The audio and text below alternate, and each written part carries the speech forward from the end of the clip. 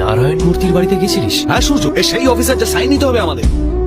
কোন মূর্তির কথা বলছিস? সিটি প্ল্যানার নারায়ণ মূর্তি, কোনো কনফিউশন নেই। সাম দাম দণ্ডভেদ ট্রাইকলিকার জন্য। নারায়ণ মূর্তির জন্য একজন অফিসার কনস্ট্রাকশন থামিয়ে দিয়েছে, তারই টেনশন আছে আমার। আমি আমার বাবার বিরুদ্ধে ষড়যন্ত্র করছিলাম। নারায়ণ মূর্তি তোর বাবা হয়?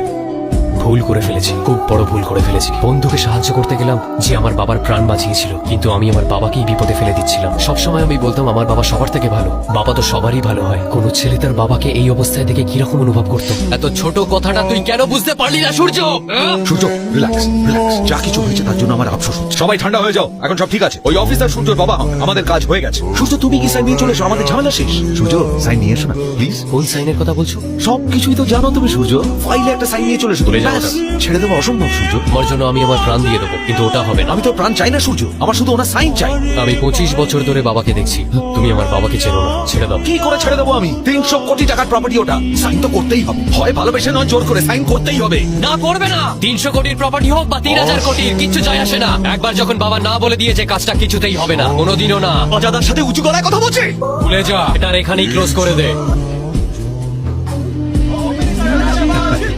আমি এখান থেকে সোজা পার্টি অফিসে যাব। খেয়াল রেখো, গাড়িটার দাম কিন্তু এখন 50 কোটি 10 লাখ টাকা। বস, কেউ বিশ্বাসই করবে না যে গাড়িতে 50 কোটি টাকা আছে। হ্যাঁ, দাদা, তোর টাকটা এত বড় বুদ্ধি একটুকুনি। 50 কোটি টাকা নিয়ে চলে গেল। লোকটাকে, তাকে দেখতে কেমন বল? কালো ডিজাইনার জ্যাকেট কি দেখতে কি এন্ট্রি ছিল বস? Entry? এর মতো এসে চিলের মতো ছোমড়ে নিয়ে গেল। বাবা বাবা বাবা, বাইকার একদম হাইপার ছিল। আমি এখানে ওর চেহারার কথা জিজ্ঞেস করছি আর তুই আমাকে বাইকারের বর্ণনার কথা শোনাচ্ছিস? দেখো কত বড় হনু সে। কে সে? কি নাম? মিনিস্টারের সাথে দেখা করবো। না এখন না, মিনিস্টার স্যার টেনশনে আছেন। আমি সেই টেনশন। এই নিন আপনার 50 কোটি টাকা, আমি লুট করেছিলাম। এই নিন ধরুন। বসুন না স্যার। কে রে তুই? এতগুলো লোকের সামনে কথা বলতে পারবো না। চলে যাও। তুই কি বলি ভাইয়ের লোক যার 100 বিঘা জমি আমি দখল করে রেখেছি?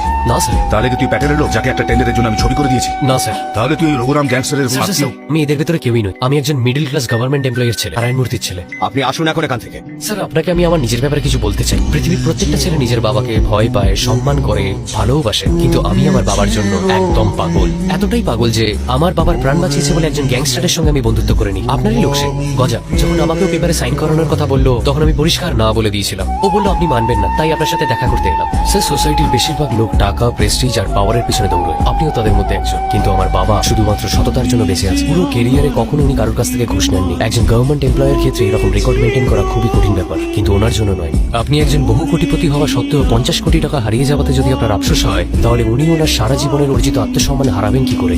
তাও আবার একটা ছোট্ট সাইনের জন্য। এটা তো ঠিক নয় স্যার। আমার বাবার মাত্র 15 দিন পর রিটায়ার হয়ে যাবেন। ওনাকে হাসি মুখে রিটায়ার হতে দিন, তারপর যা ইচ্ছা করুন। এটাই বলার জন্য আপনার সাথে দেখা করতে চাইছিলাম। একজন মিডিল ক্লাস লোকের আপনার অ্যাপয়েন্টমেন্ট পাওয়া খুবই কঠিন ম্যাম, তাই এটা করতে বাধ্য হলাম। Please try to understand. আজ তাহলে আমি আসি।